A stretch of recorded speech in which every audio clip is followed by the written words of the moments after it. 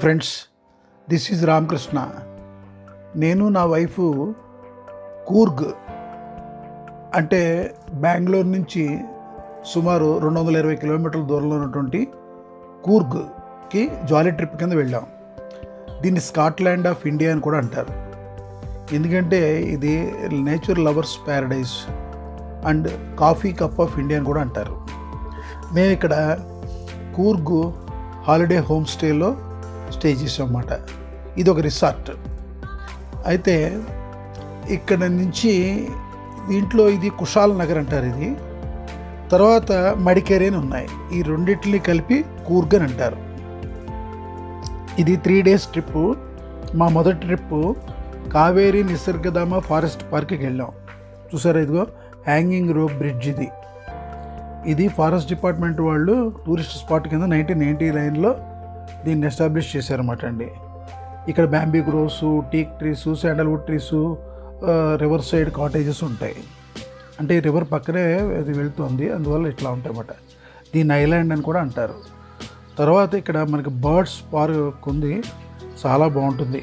ఇదంతా కూడా 65 acresలో ఉంది. దీంట్లోనే బర్డ్స్ చూసారా, నా వైఫ్ బర్డ్స్కి ఫీడ్ చేస్తుంది. అవి వచ్చి సరదాగా వాలి ఉంటాయి. నేను కూడా చేశాను కానీ కొంచెం భయపడ్డాను. మొత్తానికి మాత్రం చాలా ఆహ్లాదకరంగా మాత్రం మాకు ఉంది. ఇదిగో చూసారా ఆస్ట్రిచ్. ఈ ఆస్ట్రిచ్ బర్డ్ మా మిస్సెస్ ఏదో తింటుంటే వెనకాల నుంచి అది దాని మెడ పొడుగు కదా, ఇది కొడుతుంది. నాకు తగ్గుతుందేమో భయం. తర్వాత తను అటువైపు వేసాను, ఏదో ఫుడ్ తీసుకోండి. తర్వాత చూసారు ఇక్కడ ఇదంతా హ్యాంగింగ్ బ్రిడ్జ్. ఇది గోల్డెన్ టెంపుల్, టిబెటియన్ మానస్టరీ అన్నమాట. ఇక్కడ largest teaching centre by Tibetan బుద్ధిస్టులు అన్నమాట ఇన్ ది వరల్డ్. ఇక్కడ 5000 మాంక్స్ వాళ్ళు డైలీ ప్రేయర్ చేసుకుంటూ ఉంటారు అన్నమాట అండి. ఇక్కడ గాడ్ పేరు గురు పద్మసాంభవ అనేటువంటి గాడ్. ఇది చాలా పెద్దది. ఇక్కడ వీళ్ళందరూ స్టే చేస్తుంటారు మాంక్స్, వాళ్ళ ప్రేయర్స్ నిమిత్తం అని చెప్పేసి. మైసూర్ వచ్చాం కదా, అంటే మైసూరు సిల్క్ శారీస్ కావాలని ఇంకా లేడీస్కి అది ఫేవరెట్ సబ్జెక్టు. సో అట్లాగే నేను నా వైఫ్ కూడా అక్కడ ఉన్న సిల్క్ ప్యాలెస్కు దానికి వెళ్ళాము. అక్కడ చీరలు చూపించమని మా మిస్సెస్ అడిగారు. అయితే 2500 నుంచి 1.5 lakhs వరకు శారీస్ ఉన్నాయన్నమాట అండి. అవి గ్రామ్స్లో కొలుస్తారట. మేము కొన్నది 2500 శారీ, అది 60 grams.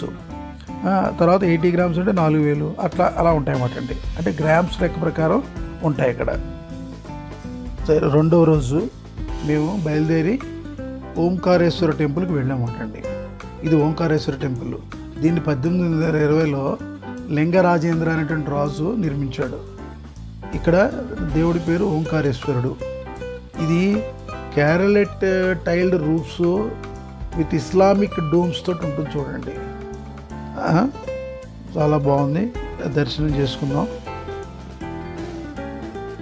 ఇది భగందేశ్వర టెంపుల్ అన్నమాట అండి.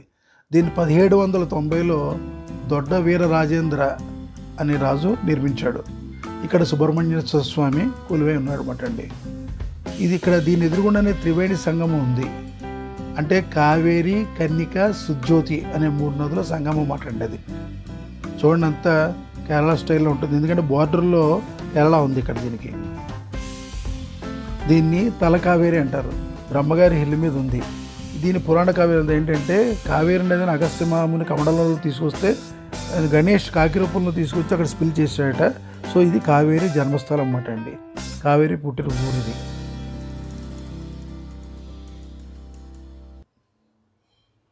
ఇది అభి ఫాల్స్, వాటర్ ఫాల్స్.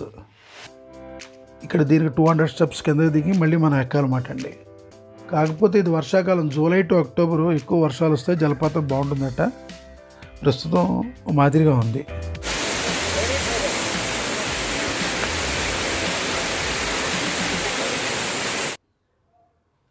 ఇక్కడ మేము ఫోటోలు దిగాము.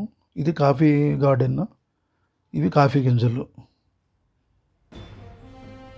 ఇది జనరల్ తిమ్మయ్య మెమోరియల్ మ్యూజియం. దీన్ని 2021లో ప్రెసిడెంట్ రామ్నాథ్ కోవింద్ గారు ఓపెన్ చేశారు. దీంట్లో వార్ మెమరీసు, యాంటిక్ వెపన్స్ అవన్నీ కూడా చూసాం. ఇక్కడ రాగానే దేశభక్తి వచ్చింది మనకి, ఆటోమేటిక్ కదండి అది. ఇది చూసారా, రాజా సీట్ గార్డెన్ అంటే ఏంటంటే పూర్వం కొడగ రాజులు ఈవినింగ్ ఇక్కడ కూర్చుని ఈ గ్లోరియస్ సన్సెట్ని చూస్తూ ఉండేవారట. అందుకని ఇక్కడ పానోరామిక్ వ్యూస్ ఉంటాయి. ఇది seasonal garden with flowers and fountains. అందుకనే మొన్న రిపబ్లిక్కి పూలతో డెకరేట్ చేశారు. సరే మేము వెళ్ళి 6 రోజులైంది కాబట్టి మాకు అదృష్టం దక్కింది, మేము చూసాం. ఇదిగో సన్సెట్ చూడండి ఎంత బాగుందో. నా వైఫ్ని క్లిక్ చేశాను సన్సెట్, సూర్యుని చూస్తుంటే. ఇక్కడ ఏమవుతుందంటే మౌంటైన్ కిందకి ఇంకో సన్సెట్ చూడండి, అట్లా కిందకి వెళ్తూ ఉంటుంది అది. ఇక థర్డ్ డే మా ప్రయాణం దుబారే ఎలిఫెంట్ క్యాంప్, అక్కడికి వెళ్ళామన్నమాట అండి. బాగుంటుంది, ఇక్కడ ఎలిఫెంట్స్ ఉంటాయి బాగా. ఇక్కడ రివర్ రాఫ్టింగ్ అవి చేయొచ్చు. ఇక్కడ ఏంటంటే 150 ఎలిఫెంట్స్ని ఇక్కడ వీళ్ళు 4-5 ప్లేసెస్లో మెయింటైన్ చేస్తూ ఉంటారు అన్నమాట అండి. ఇవి మైసూరు దసరా ఉత్సవాల్లో వీటిని అక్కడ మనకు తీసుకొస్తారు. దీంట్లో కొన్ని ఫేమస్ అయినవి ఏంటంటే ఎలిఫెంట్ నేమ్స్ విజయ, ఐశ్వర్య, ధనుంజయ, హర్ష, గోపి, విక్రమ్. ఇలా వీటిని మాత్రం దసరా ఉత్సవాల్లోకి మైసూరులోకి తీసుకొస్తారన్నమాట అండి, బాగా పూలతోటి వాటితోటి డెకరేట్ చేసి. సరే, ఇప్పుడు వీడు స్నానాలు అవి కూడా ఇక్కడే చేస్తూ ఉంటారు. చూసారా, నా వైఫ్ వెళ్ళి అక్కడ తను కూడా చేసింది. ఇదంతా మనకు ఒక అనుభవం, పిక్యులర్ ఎక్స్పీరియన్స్. గజరాజు కదా దండం కూడా పెట్టుకుంది చూడండి. వాళ్ళు చూడండి బ్రష్ తోటి ఎలా కడుగుతున్నారు. ఇక్కడ ఈ ఏనుగులని ఒక్కొక్క ఏనుగు ఒక్కొక్క వింత విన్యాసాలు చేస్తూ ఉంటాయి అన్నమాట అండి.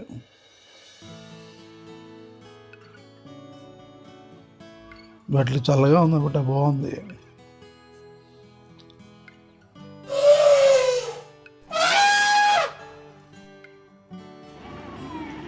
చూసారా, పిల్లల మీదకి పోస్తున్నాయి, వాటర్ స్పిల్ చేస్తున్నాయి. పిల్లలు ఏంటండి, పెద్దవాళ్ళం కూడా మనం అక్కడ పిల్లలు అయిపోతాం. చూసారా, గజరాజులు వెరీ ఇంటెలిజెంట్ యానిమల్ ఇది. సో గజరాజు దగ్గర మేము ఇద్దరం కూడా ఆశీర్వచనం తీసుకున్నాం. తర్వాత నా వైఫ్ ఆ నీళ్ళల్లో, ఇప్పుడు చిన్నపిల్లలు అయితే తను ఆడుకుంటారు. ఈ నది ఇప్పుడు కొంచెం తక్కువగా ఉంది, అందువల్ల నదిలో నడిచి వచ్చేస్తున్నారు అందరూ, లేకపోతే బోటు మీద రావాలన్నమాట. చూసారా, ఏనుగు వెనకాదలు వస్తుంది, తరుముకొని వస్తుంది.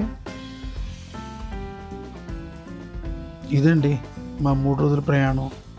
చాలా ఆనందంగా ఆహ్లాదకరంగా సాగిపోయింది. మీరు కూడా ఒకసారి వీలైతే రండి, చాలా బాగుంది ఇది డెఫినెట్గాను. ఓకేనా? ఓకే, వీలైతే కాస్త దీన్ని లైక్ చేసి సబ్స్క్రైబ్ కూడా చేయండి. Okay, thank you very much.